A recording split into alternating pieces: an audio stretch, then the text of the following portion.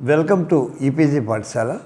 I am Professor Rani Sadasivamurthy from the Department of Sahitya, Rashtriya Samskrita Vidyapitha, Tirupati. The subject is Indian culture and the paper deals with Vedic, epic and Puranic culture of India, and the present module deals with the importance of pilgrimage in Puranas. Here, the pilgrimage concept itself is very interesting for every Indian, and it is a part of Indian's life, and it is never viewed as a separate activity in Indian's life. This pilgrimage has an equivalent in Sanskrit, that is Tirthayatra. The word Tirtha has very magnificent and great meanings for it.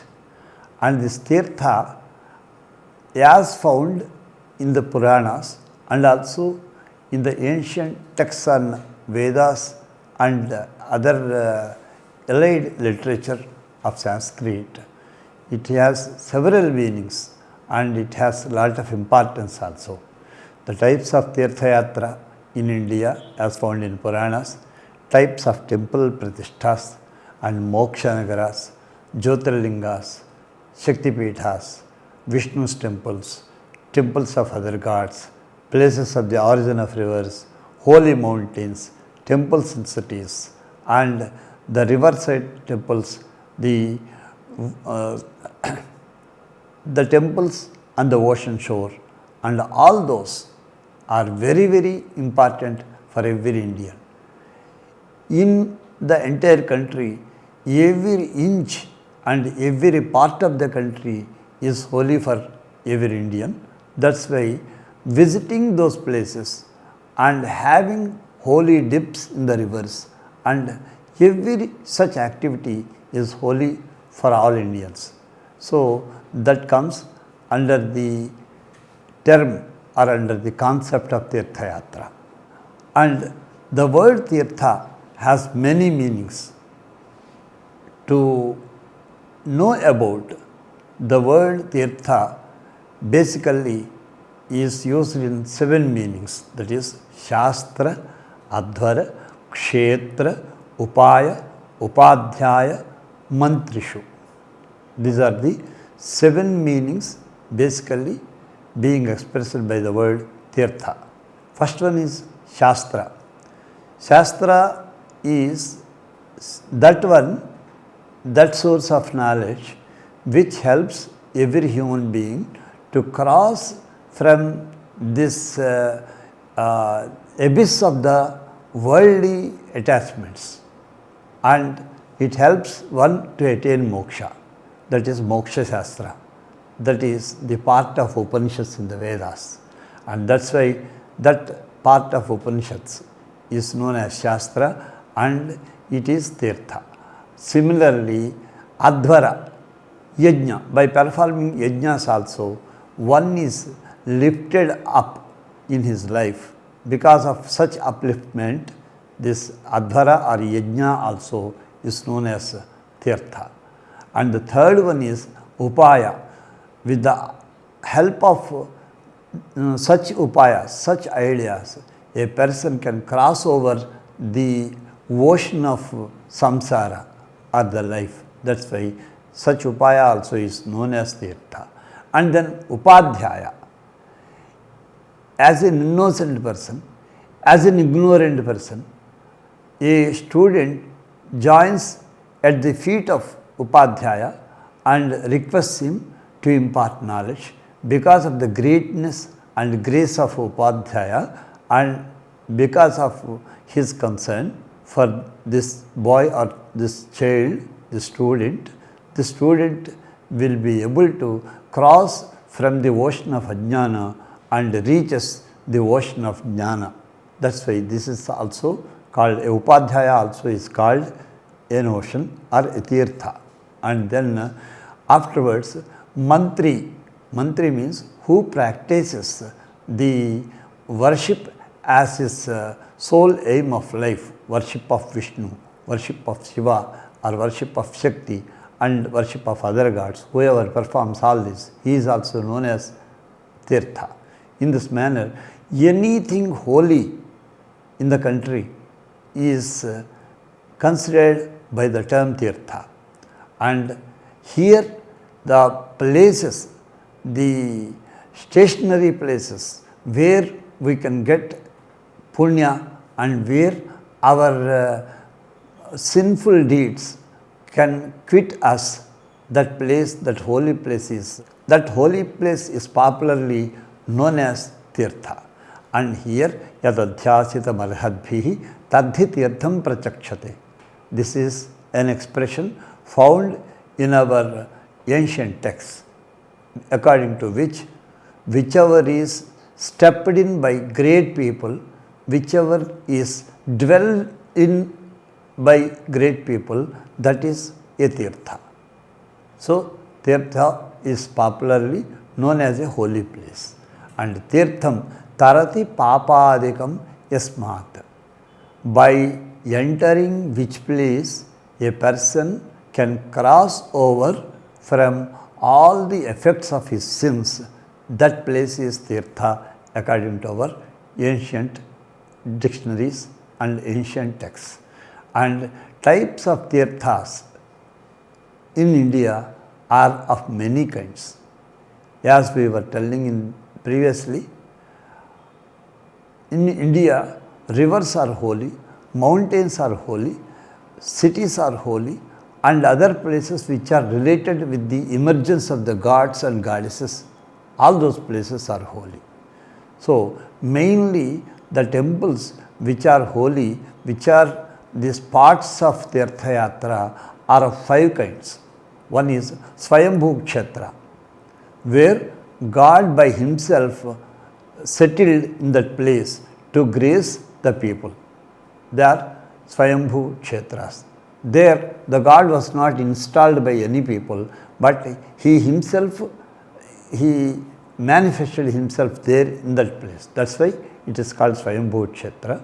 And then Deva Pratishtha, where the God is installed by other gods, lower gods. That is Devata Pratishtha. That is also is a great thing. Just like Shivalinga in the Rameshwaram was installed by Rama. So that's why it is called Devata Pratishtha.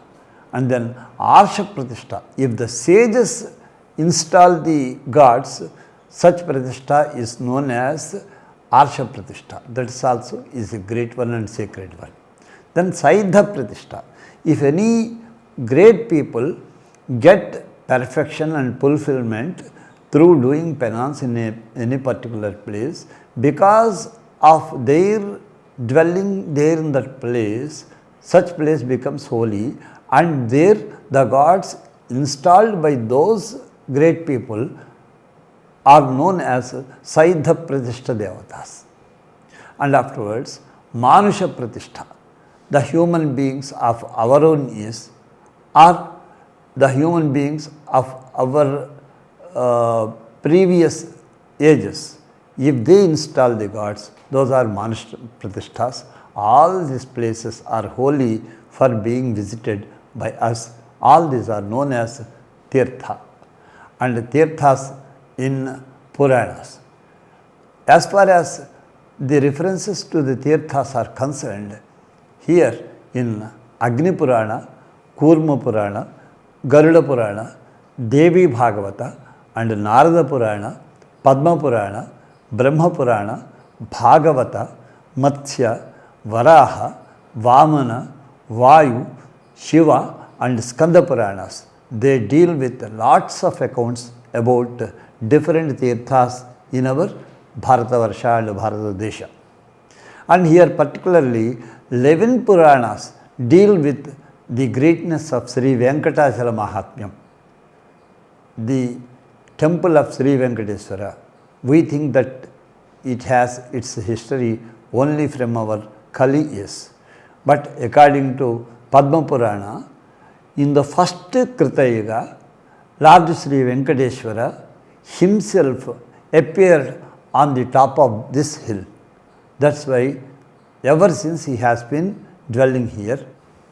having left Vaikuntha, he has been dwelling here. That's why this Venkatachala has such a great history. So here Venkateswara is a Swayambhu. He is not installed by anyone. Similarly, in the Skanda Purana and Shiva Purana, we have a beautiful accounts of the Badari Kshetra and Kedar Kshetra, Kasi Kshetra, and many other kshetras of Shiva and Vishnu, which are known as the most holy places of our country. And 12 Jyotirlingas, accounts about 12 Jyotirlingas and also about 18 Shaktipitas we have in all these Puranas. And to begin with, the cities, holy cities, which are considered as Tirthas, we have 7 holy cities: Ayodhya, Madhura, Maya, Kashi, Kanchi, Yavantika, Puri, Dwaravati, Chaiva, Saptaite, Mokshadayaka. There are many cities in our country, but all the cities are not alike, all the cities are not holy, but the most holy cities are these 7. Why? Because by visiting some gods, we get wealth. By visiting some other gods, we get the fulfillment of our desires. While visiting some other gods, we may get job or we may get fulfillment in our worldly expectations. These are all common places where we can get some worldly satisfaction. But if we visit these 7 cities, Ayodhya, Madhura, Maya is modern Haridwar, and Kashi, Kanchi, Avantika, that is Ujjain, and then Dwaravati Puri. Some people include Puri also, the Jagannath Kshetra Puri also in this list. But if we consider Puri also, instead of Sapta, we get Ashta, 8. But here, when we count Ayodhya 1, Madhura 2, Maya 3, Kasi 4th one, Kanchi 5th one, Avantika 6th one, and Dwaravati 7th one. That's why the 7 Moksha Nagaras are these only, and Puri is not there, and the Puri of Jagannath Kshetra has a separate entity, and its influence and greatness also are separate. In this manner, after the 7 Moksha Nagaras, we come across the 12 Jyotirlingas. Jyotirlingas also are Swayambhu Lingas. They were not installed by any gods except Rameshwaram.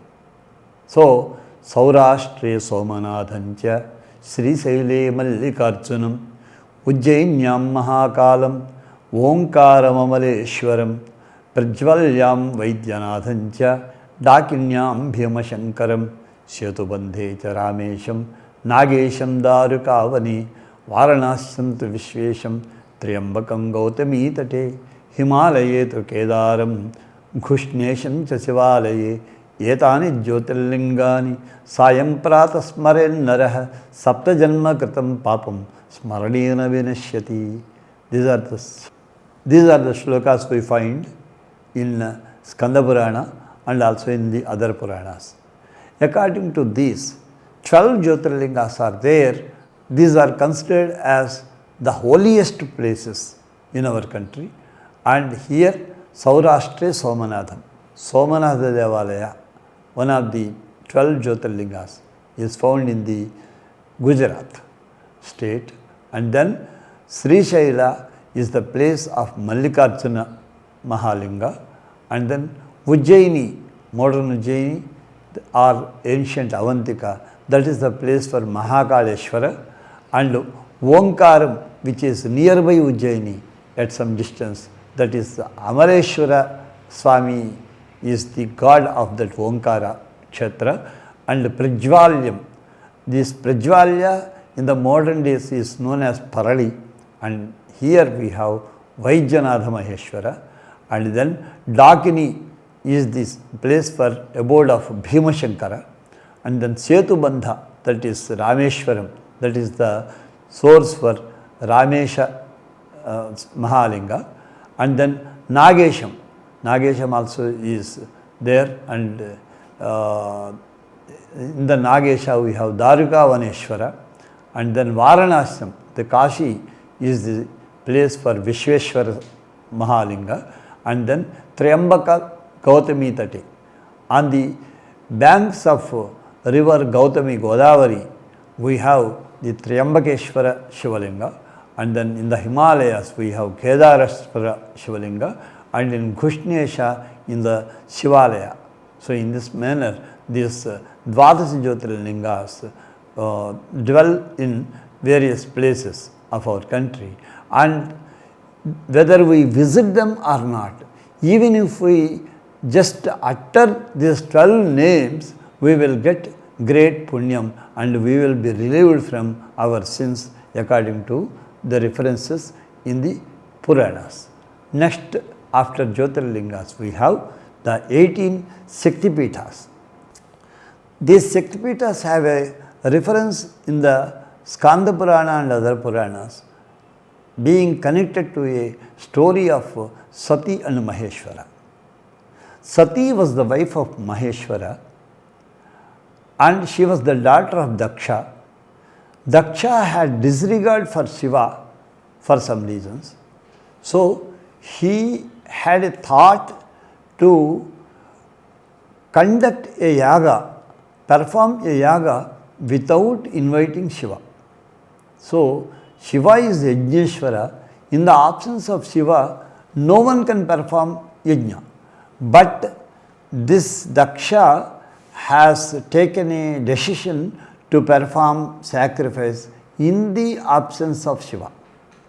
This was held by Sati. Though she was asked not to go to her father's house to attend that yajna, she wanted to go there and she attended the yajna sthala. When she reached the Yajnavatika, Daksha, on seeing her, started abusing Shiva, and the abusing continued for a long time.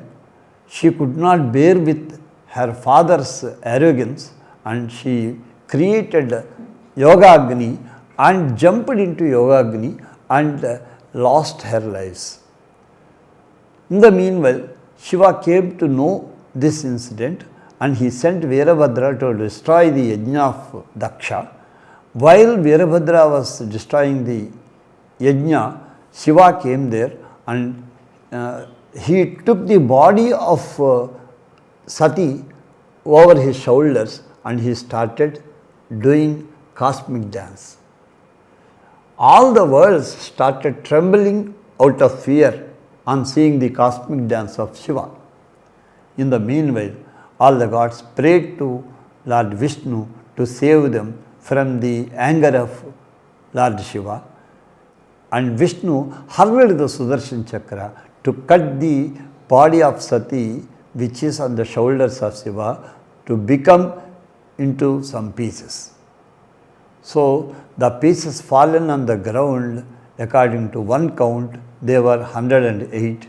According to another count, they are 51. And the most important of all these 108 or 51 pieces are 18 pieces. Those 18 pieces of the body of Sati Devi became 18 great Shaktipitas, Punyasthanas. They are Lankayam Shankari Devi, Kamakshi Kanchikapure, Prajumne Shrunkhala Devi, Chamunda Kaunchapattade, Alampure Jogulamba, Srisaile Brahmarambika, Kolhapura Mahalakshmi, Maharyam Yakavirika, Ujjainyam Mahakali, Pitikayam Puruhitika, and Vodyanam Girijadevi, Manikya Dakshavatike, Harikshetre Kamarupi, Prayage Madhaveshwari, Jwalayam Vaishnavi Devi, Gayayam Mangalya Gauriki, Varanasyam Visalakshi, Kashmiri tu Saraswati, Ashtadasaiva Pithani, Yoninam Apadule Bhanicha. So in this manner, the 18 Pithas are explained, and Lankayam Shankari Devi. In Sri Lanka, the Shakti Pitha is known as that of Shankari Devi, and Kanchipura is known for Kamakshi Shakti Pitha, and Pradyumna, a place in Orissa, is known as the place for Shrinkhala Devi, and Chamunda in Kraunchapatala. Kraunchapatala is modern Mysore.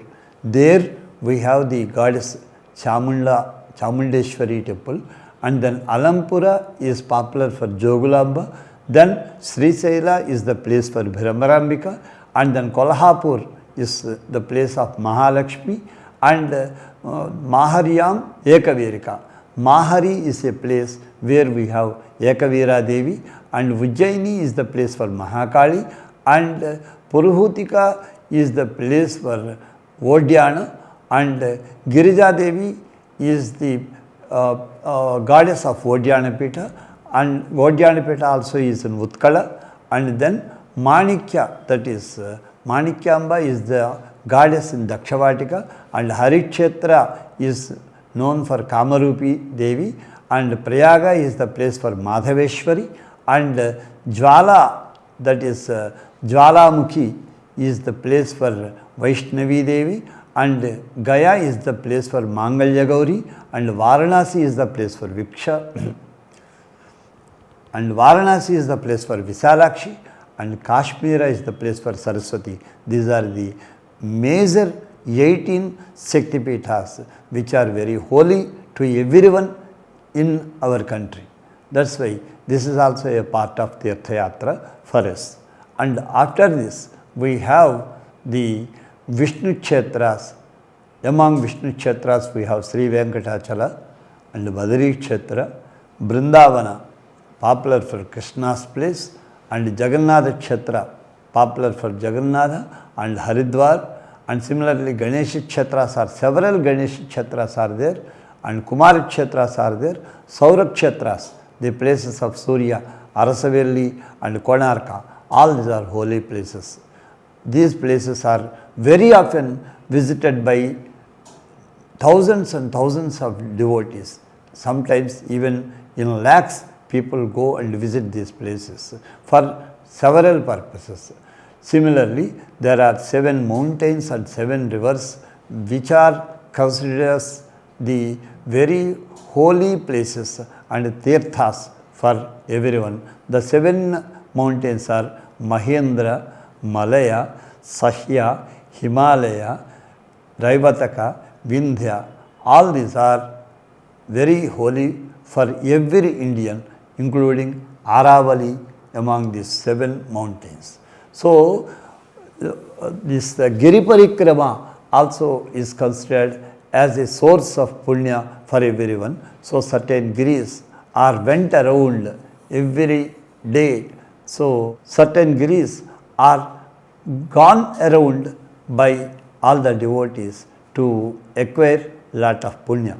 And after that, 7 rivers are Gange, Yamune, Krishna, Godavari, Saraswati, Narmade, Sindhu, Kaveri, Jalesmin, Sannidhim Kuru. Every day while performing puja to any of the gods or goddesses, first in the waters through which we perform the puja, we request all the goddesses of the rivers to dwell in the pot where the water is kept for performing puja. And the 7 most holy rivers are these: Ganga, Yamuna, Krishna, Godavari, Kaveri, Saraswati, Narmada, Sindhu, etc. All these rivers purify, and all these rivers give us lot of strength for purification of our inner elements. And then this, what should we do in the tirthas? That is very important for us. First thing we have to do is snanam. After snanam, we have to offer darpanams to our forefathers, and then tirtha deva darshanam. After offering tarpana to our forefathers, we have to visit the god, main god of that particular tirtha.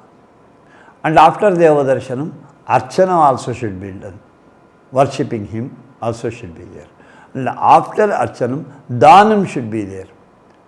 Having deserved people, we have to offer Dhanam to them. And after Dhanam, Nivasa also is very important. Staying in the holy place for 1 day or 2 days. That is also is required. And Tirthatoyasya Snane Punyatvam Yatha. They say in the Vahni Purana, Agni Purana, they say about the importance of taking bath in the tirthas. They say Nadi Deva Nikateshu Tadageshu Sarassucha Snanam Samachare Nityam Garta Prasravaneshu Cha Nipadanat Udhritya Punyam Tataha Prasravanadikam Tatopi Sarasam Punyam Tato Nade Yamuchate Tirthatoyam Tatah Punyam Gangatoyam Tatodhikam. There are grades. We have to take bath regularly, not at home, but in these places. What are the?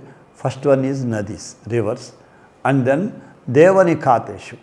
Then the tanks in front of the temples, which are dug for the sake of offering water for the Abhisheka of the gods. They are known as Devanikatas. There also we can take, which is a general water source where the ancient Indian travelers used to take their bath. That is also a source for taking bath. And then Saras, lakes also are the places for snana. But here there is a gradation in taking this one. When this, the general lakes and other things are the lowest place of preference for our bathing, and after that Sarasam.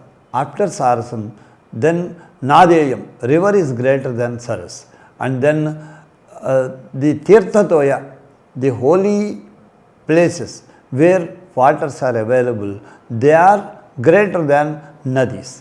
And of all water sources, Ganga is the holiest. So having a dip in Ganga is said to have been a great thing in human life. And then after that we have to offer Dhanam. How should we offer? Hiranyam, Gam, Mahim, Graman, Hastyashvan, Nrupatirvaran, Pradat, Swarnancha Viprebhya, Prajatirthe Satirthavit. When we visit a holy place, according to our possessions, according to the accumulation of our wealth, we can offer different kinds of things to deserved people. What are those things? The list is being in the following manner. Hiranyam, gold can be offered, then cows can be offered, then land also can be offered, even villages one can gift to the people, and hastis, elephants can be given, ashwa, a horse also can be given, and like this, all the precious things, if they are offered to deserved people, and that person who makes this kind of dana is considered to be the best of all, who knows about the greatness of tirtha. And then Triveni Sangame Tirthe Tattvamasya Lakshane Snayat Tattvardhabhavena Tirthanama Sauchyate. And visiting tirthas is one thing. Particularly of all the tirthas, the holiest is Triveni Sangama according to some Puranas. Triveni Sangama is the place where the rivers Ganga, Yamuna and Saraswati meet together. That is Prayaga of Allahabad. One who performs bathing there and one who studies and learns Upanishads on the banks of this Triveni Sangama, and he himself is considered as another tirtha. That is, he also becomes the holiest person. So, speaking with such holy people also helps us to get some punya. And now, what are the benefits of visiting these tirthas and holy places? They are also enlisted in the Puranas. Out of all of them, first thing is acquiring acquiring religious merits. Religious merit means punya. Acquiring punya is the first benefit of visiting tirthas. And then to be relieved of sins, the earlier committed all sins will get rid of us, will leave us in no fraction of seconds. The moment we step into the tirtha, our sins will leave us. That's why to get rid of all the sins is the second purpose of visiting tirthas, and then get rid of many diseases by taking bath in the waters that flow through many herbal regions. For instance, if we take Ganga, Ganga flows through Himalayan regions where wonderful herbs grow. So, because of the association of the waters of Ganga with such holy and wonderful herbs, these Ganga waters get such a power to cure even chronic diseases. That's why having a holy dip in Ganga helps us to get rid of diseases also. And then to show our respect to great men of the Indian tradition, we have to visit the holy places. In every holy place, thousands and thousands of great people used to dwell. Even today, many holy people are dwelling there. That's why by visiting the holy place, it is a kind of respect to the great men of those areas being paid by us. And then to help the poor in various regions. When we go to various holy places, Dhanam is said to be one of the main things to perform. To whom do we offer Dhanam? To the needy. Those needy people are generally poor. By offering good things to poor people, we are helping them to sustain and to survive. So, this is a kind of human service also involved in visiting tirthas. And then for providing holy words to our ancestors. Pitru Tarpanam is one of the main deeds to be performed in holy tirthas. So, by performing Pitru Tarpana, our forefathers are pleased. And then acquiring knowledge of the purpose of life. When we go to holy places, by visiting them, by visiting great people of those areas, we receive many religious lessons through which we can understand the purpose of life and harmoniously we can live with our country people. All these are the purposes of visiting holy places, and hence holy places visiting is considered as one of the part of our living, and it is a natural part of our living.